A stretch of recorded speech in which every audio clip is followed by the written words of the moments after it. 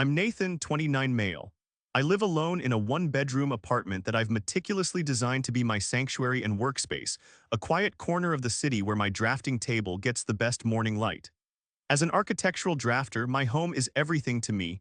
It's my office, my portfolio, and my peace. Little did I know that the family I trusted to protect that peace would be the very ones to shatter it, turning my recovery from a nightmare accident into a surreal horror story of their own making. Before this story unfolds, I'd love to connect with you. Please let me know in the comments where you're watching from and what time it is in your corner of the world. It's amazing to see how far these stories can travel. The day of the accident started like any other Tuesday. I was on my way back from a site visit, reviewing photos of a new commercial building's steel framework on my passenger seat. The sun was bright, the traffic was light, and I was mentally calculating the hours needed to translate the raw structure into a detailed blueprint. I've always found comfort in the logic of my work. The clean lines, the precise measurements, the way chaos is ordered into a functional, beautiful design. My life, much like my drafts, was built on a foundation of control and careful planning. That foundation was about to be pulverized. I remember a flash of red from my left, a car running a stop sign at an absurd speed. I remember the screech of tires that wasn't mine, the sickening crunch of metal, and then a starburst of shattered glass that seemed to hang in the air for an eternity before everything went dark. I woke up to the steady, rhythmic beeping of a heart monitor and the sterile, antiseptic smell of a hospital. My first coherent thought was a dull, throbbing inventory of pain. My left leg was encased in a heavy cast, suspended in the air. My arm was in a sling and a thick bandage was wrapped around my head. A nurse with kind, tired eyes told me I'd been in and out of consciousness for 2 days. I had a broken femur, a fractured collarbone, and a severe concussion. The words she used were lucky to be alive. It didn't feel like luck. It felt like I'd been run over by a train and then asked to be grateful for the experience. My sister Chloe and her husband Gavin were my emergency contacts. They arrived a few hours after I was fully awake, bearing a bouquet of funereal-looking lilies and faces etched with practiced concern. Chloe, 3 years my senior, has always been the more dramatic of the two of us. As an event planner, she orchestrates emotions for a living, and she was in full performance mode. "Oh, Nathan, we were so worried. We rushed here the moment we heard," she said, her voice a little too loud for the quiet room. Gavin, a financial advisor who always looked like he was about to sell you a bad investment, hovered behind her, nodding grimly. He placed a hand on my good shoulder, a gesture that was probably meant to be comforting but felt heavy and insincere. They told me the other driver was uninsured and had fled the scene. The police had no leads, my car was totaled. My recovery would be long weeks in the hospital, followed by months of physical therapy. I wouldn't be able to work, at least not from an office, and I certainly couldn't navigate my third-floor walk-up apartment on crutches anytime soon. My mind, foggy from the painkillers, latched onto that one practical problem. My apartment, my work. My entire life was in that space. "My drafting table, my hard drives," I mumbled, the words thick in my mouth. "I need my laptop." "Don't you worry about a thing," Chloe said, patting my hand. "We'll take care of everything. Gavin and I will go to your apartment and get whatever you need. We'll make sure the bills are paid, the mail is collected, all of it." It seemed like a lifeline. In my weakened, vulnerable state, their offer felt like a monumental act of kindness. My parents had retired to Florida years ago, and Chloe and Gavin were the only family I had nearby. I trusted them. Of course I did, she was my sister. So I gave them the information for my spare key, hidden in a lockbox on my back porch. I told them the password to my computer and where to find my checkbook to pay my rent and utilities. I was handing them the keys to my life, believing they would keep it safe until I was ready to take it back. My best friend Liam visited the next day. Liam and I have been friends since college, where we were roommates. He's the founder of a small but incredibly successful software company. A few years ago, he used his earnings to invest in real estate, and with a stroke of perfect timing, he'd bought the charming, old brick building I lived in. He was technically my landlord, but he charged me mate's rates, a fraction of the market value, because he wanted me to save up for a down payment on my own place. He was more brother to me than anyone related by blood. When he saw me laid up in the hospital bed, his usual cheerful demeanor vanished. He didn't offer platitudes, he just sat with me, his presence a quiet comfort. "Whatever you need, man, seriously," he said. "Don't worry about rent, just focus on getting better. The apartment will be waiting for you." I told him Chloe and Gavin were handling things, and he nodded, though a flicker of something, skepticism, perhaps crossed his face. He'd never been Chloe's biggest fan, finding her overly dramatic and self-absorbed. But he kept his thoughts to himself, not wanting to add to my stress. Over the next few weeks, Chloe and Gavin were the model of supportive family. They brought me my laptop and a few changes of clothes. They assured me everything at home was fine. We're checking on it every couple of days, Chloe would say brightly during her brief visits. Watered your plants and everything. They told me they were paying my rent directly to Liam's property management company, and I had no reason to doubt them. The pain medication and the sheer exhaustion of recovery consumed all my energy. I was in a bubble of physical therapy sessions, doctors' checkups, and long, painful nights. The world outside the hospital walls felt distant and unreal. The only thing that kept me going was the image of my apartment, my sanctuary, waiting for me. I pictured myself back at my drafting table, the sun on my back, the familiar weight of a pencil in my hand. That vision was my finish line. The thought that my family was protecting it for me was the one solid piece of ground in a sea of uncertainty. I clung to that belief with a desperate, naive faith. It was a faith they were about to betray in the most profound and calculated way imaginable. After 6 long weeks, the day I was finally discharged from the hospital felt like a rebirth. The doctors had replaced my heavy cast with a lighter, more manageable one, and I'd graduated from a wheelchair to a pair of awkward, clunky crutches. Every movement was a chore, a painful reminder of my body's new limitations, but none of it mattered. I was going home. Chloe and Gavin were tasked with picking me up. They arrived late, blaming traffic, their apologies feeling rushed and their smiles a little too tight. I was too excited to care. I just wanted out. The car ride was a blur of familiar streets I desperately missed seeing. When we finally pulled up to my building, I felt a wave of relief so powerful it almost buckled my knees. Gavin helped me out of the car while Chloe grabbed my small hospital bag. The 3 flights of stairs to my apartment loomed before me like Mount Everest. "You got this, champ," Gavin said, his tone more impatient than encouraging. The journey up was slow and agonizing. I had to stop on each landing, my arms trembling from the effort, my breath coming in ragged gasps. Chloe and Gavin stood by, offering empty words of support but no real help. By the time I reached my front door, I was drenched in sweat and utterly exhausted, but I was grinning. I was home. I leaned against the wall, fumbling for the keys Chloe was holding out to me, but before I could take them, she stepped in front of me, placing a hand on the door. "Now, Nathan," she began, her voice taking on a strange, overly gentle tone she used when she was about to deliver bad news. "Before we go in, there's something you need to know. We did something to help you out." I frowned, a seed of unease planting itself in my gut. "Help me out? What are you talking about?" Gavin shifted his weight, avoiding my eyes. "It's just, with you being out of work and the medical bills piling up, we were worried about you financially." The unease started to sprout. "What did you do, Chloe?" My voice was sharper now. Chloe took a deep breath, her event planner smile plastered on her face. "We found a way to make sure your apartment wasn't just a drain on your resources while you were gone. We thought you'd be pleased." She unlocked the door and pushed it open. I expected to be greeted by the familiar sight of my drafting table, the faint scent of paper and graphite, the comfortable, organized clutter of my life. Instead, I was hit by the smell of unfamiliar perfume and microwaved popcorn. The layout of the living room was wrong. My custom-built bookshelf was gone, replaced by a cheap, generic flat-pack TV stand. My comfortable armchair was missing, and in its place was a hideous floral-patterned recliner. Standing in the middle of my living room, holding a half-eaten bag of chips, was a man I'd never seen before in my life. He was in his mid-20s, wearing a stained t-shirt and basketball shorts. He stared at me, then at Chloe and Gavin, a look of mild annoyance on his face. "Oh hey," he said casually. "You must be the owners. The Wi-Fi's been acting up all morning." The world tilted on its axis. My legs, already weak, threatened to give out completely. I gripped my crutches, the metal biting into my palms. I looked fr. The stranger to my sister, my mind struggling to process the scene. "Chloe, who is this?" I asked, my voice a strangled whisper. "This is Kyle," she said, her smile unwavering. "He and his girlfriend are staying here for a little while, just until you're back on your feet." A young woman with bright pink hair poked her head out of my bedroom. "My bedroom. Is everything okay, babe?" she called out to Kyle, then her eyes landed on me. "Who's this?" she asked, not unkindly, just confused. The floor felt like it was dissolving beneath me. These people were living in my home. They were sleeping in my bed, using my kitchen, watching TV in my living room. All my personal belongings, my drafting tools, my books, my clothes, where were they? "What have you done?" I finally managed to say, turning my full attention to my sister. The shock was hardening into a cold, sharp-edged fury. "Where is my stuff?" Gavin finally spoke up, trying to play the reasonable one. "We put it all in storage, Nathan. It's perfectly safe. Look, we rented the apartment out on a short-term lease. It's fully furnished. These people are paying good money, money that we've been putting aside for your medical expenses." He said it as if he'd just presented me with a winning lottery ticket, as if this gross violation wasn't a betrayal but a brilliant financial strategy. "You rented out my apartment?" I repeated, the words feeling alien in my mouth. Without asking me, you put strangers in my home. We didn't want to worry you while you were recovering, Chloe insisted, her voice rising defensively.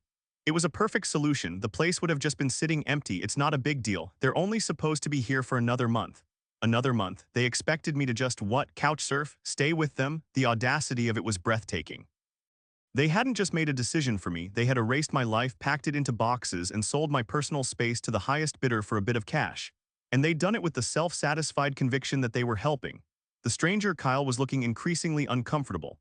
We paid for the next 4 weeks up front, he said, looking at Chloe.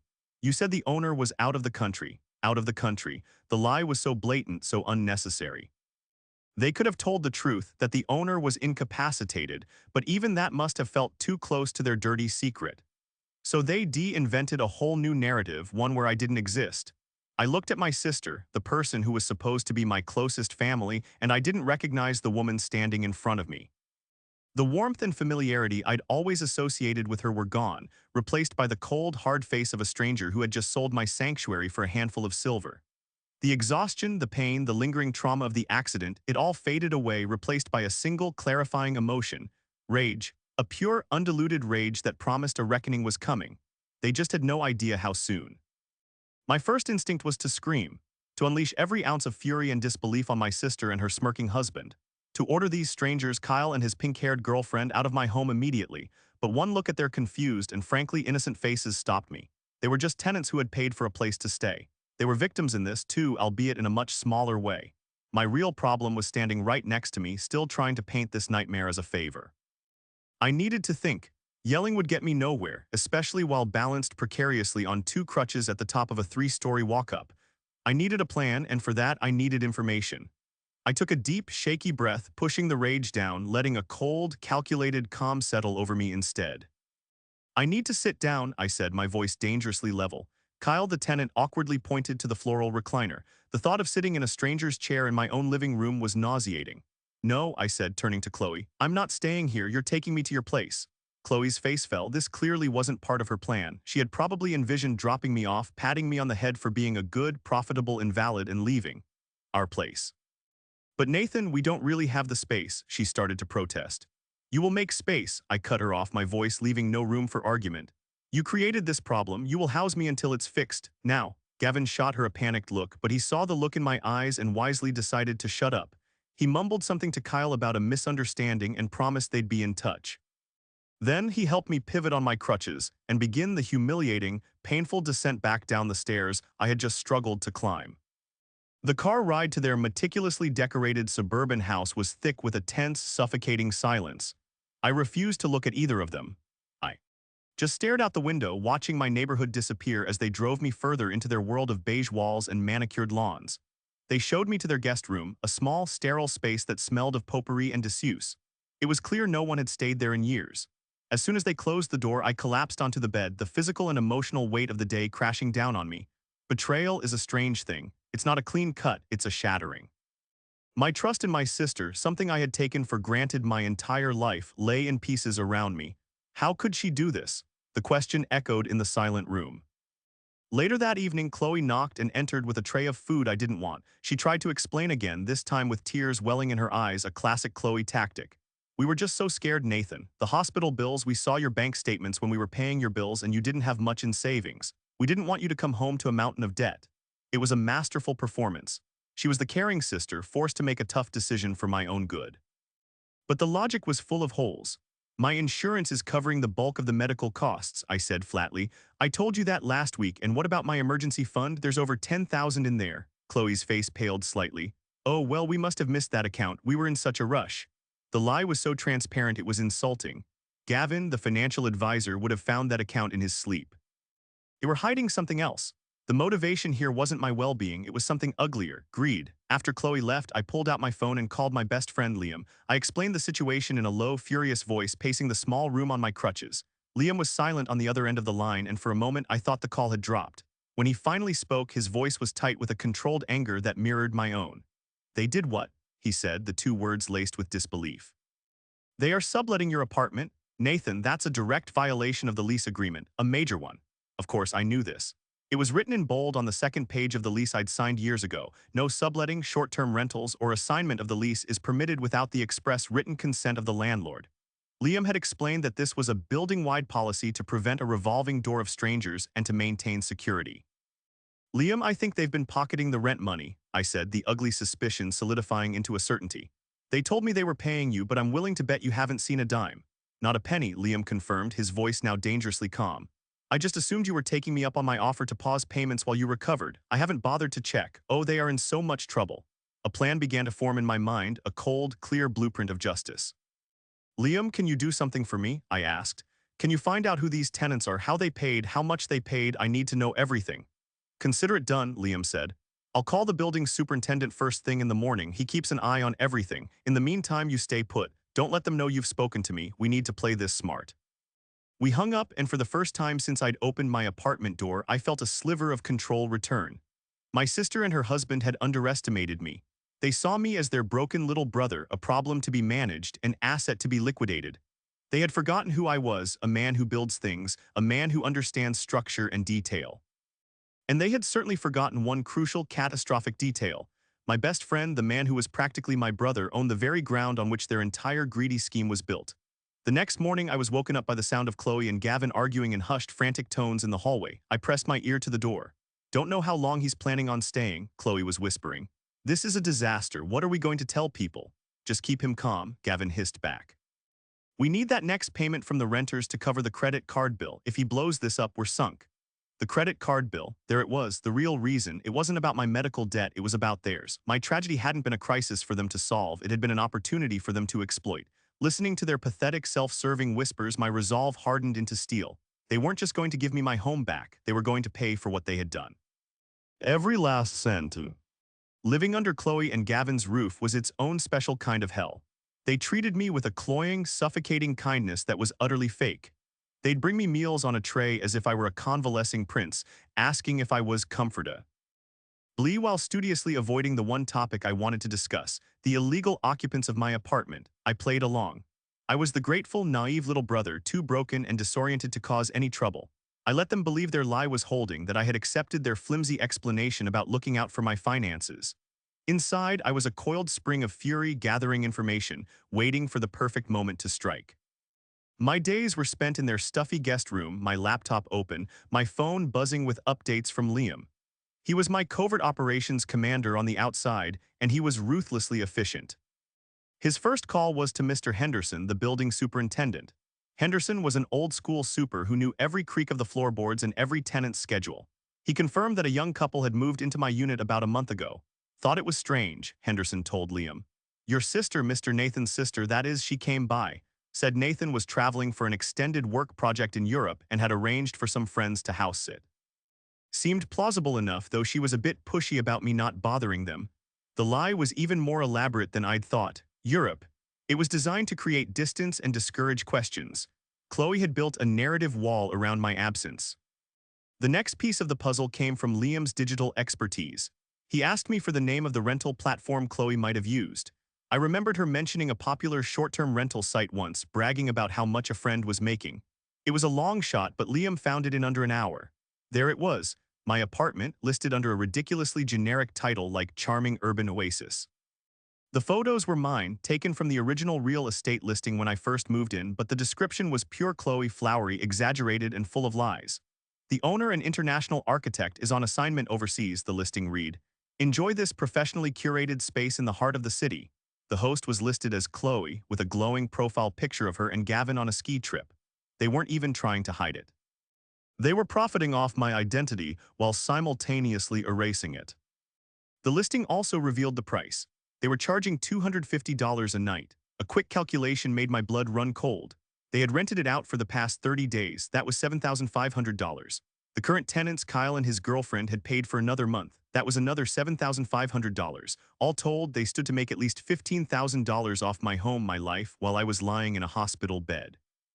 And the rent they were supposed to be paying for me, the $1,200 a month I paid Liam. They had pocketed that too. They weren't just subletting, they were running a full-blown illegal hotel and committing fraud by collecting rent money under false pretenses. The final, most damning piece of evidence came from Gavin's own stupidity. One afternoon, he left his laptop open on the dining room table while he took a call in the backyard. I crutched my way past, feigning a trip to the kitchen for water. His email was open. The subject line of the most recent message read, "Payment overdue, final notice." It was from a high-end furniture company. I glanced at the body of the email. They had purchased a massive, opulent dining set and a leather sofa totaling over $12,000 and had missed their last two payments. The delivery address was their own home. It all clicked into place. The hushed arguments about credit card bills, the desperate need for cash, the complete lack of concern for my actual financial situation.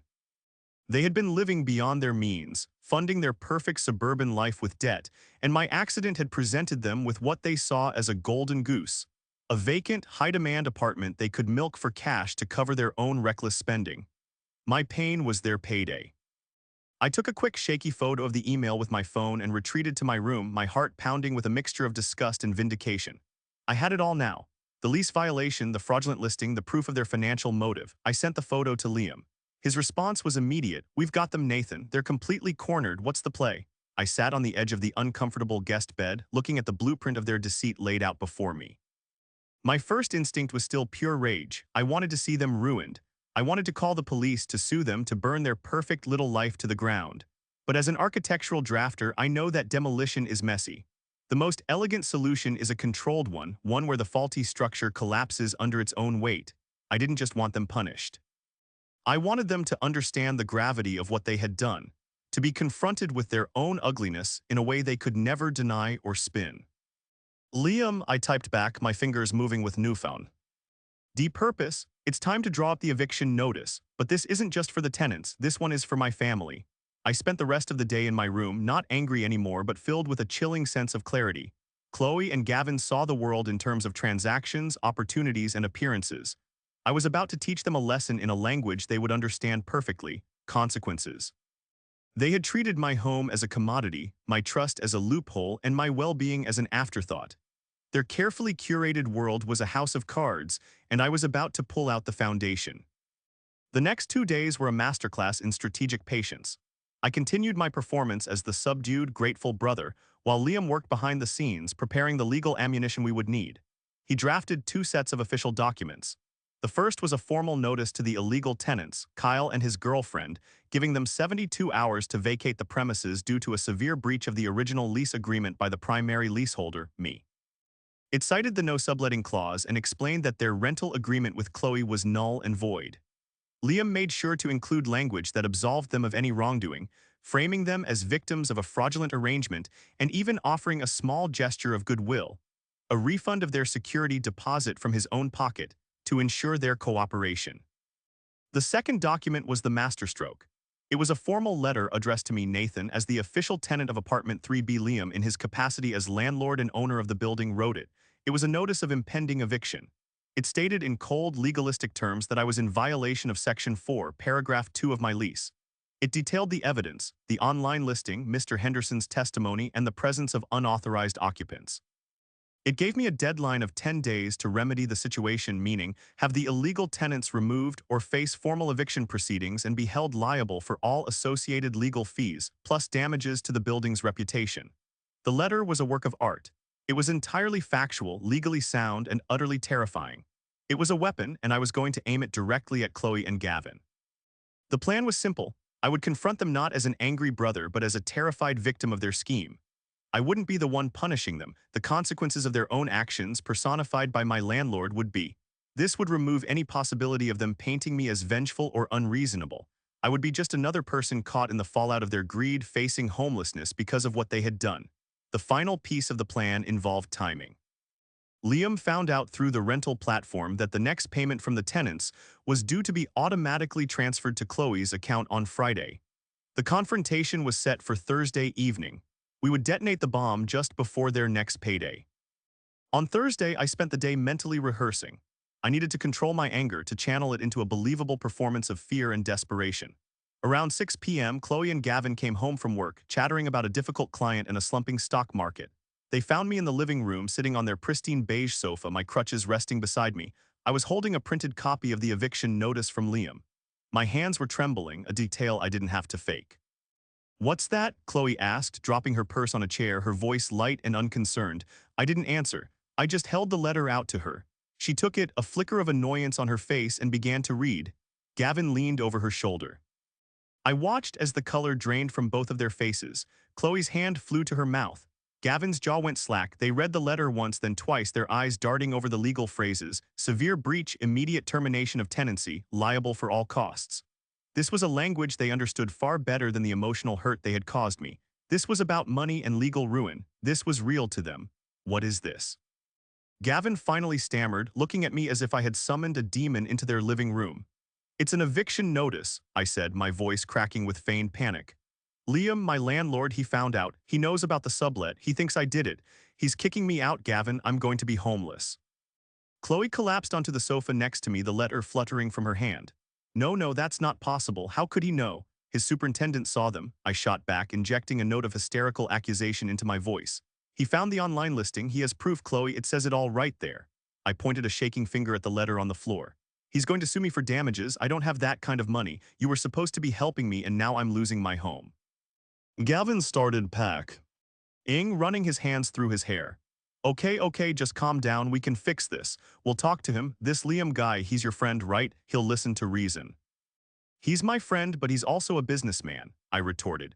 He thinks I betrayed his trust, that I went behind his back to run an illegal hotel out of his building. He won't listen to me. He probably won't ever speak to me again. This was the most satisfying part of the lie. I was not only framing the situation as a catastrophe for me, but I was also twisting the knife by making them believe they had destroyed my most important friendship. They had isolated me, and now they believed their actions had cost me my greatest ally. Chloe started to cry, real tears this time, not the manipulative tears from before, but the ugly, panicked sobs of someone watching their own world crumble. We'll pay him, she wept. We'll give him the money we made. It's not about the money anymore, I yelled, letting all my real pent-up rage pour out under the guise of fear.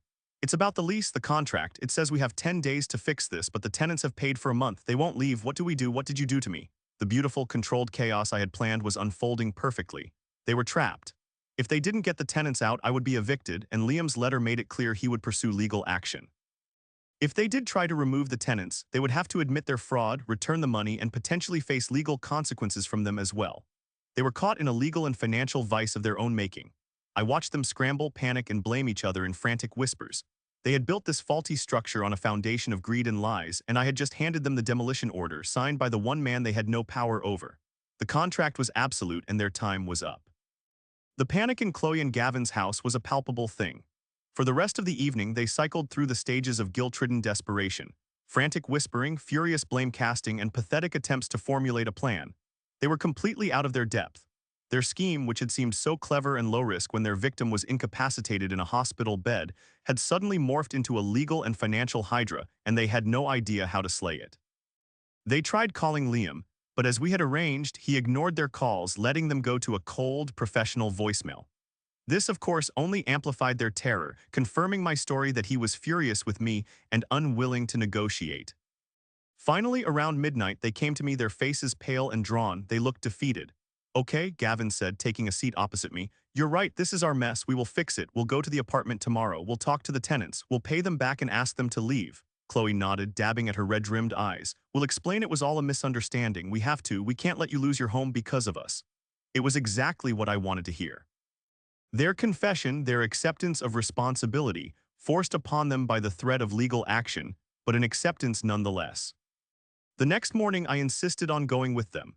I have to be there, I said, my tone conveying a sense of wounded duty. It's my name on the lease. I need to make sure this is handled properly. They reluctantly agreed. The car ride back to my apartment was the polar opposite of the triumphant journey I had imagined for my homecoming. The silence was heavy with shame and anxiety. When we arrived, Liam was already there, standing on the sidewalk, his arms crossed. He had a clipboard in his hand and an expression of grim authority on his face. He was playing the role of the no-nonsense landlord to perfection. Greeted me with a curt, disappointed nod, completely ignoring Chloe and Gavin. Nathan, he said, his voice loud enough for them to hear clearly. I'm glad you're here to handle this. The situation is unacceptable.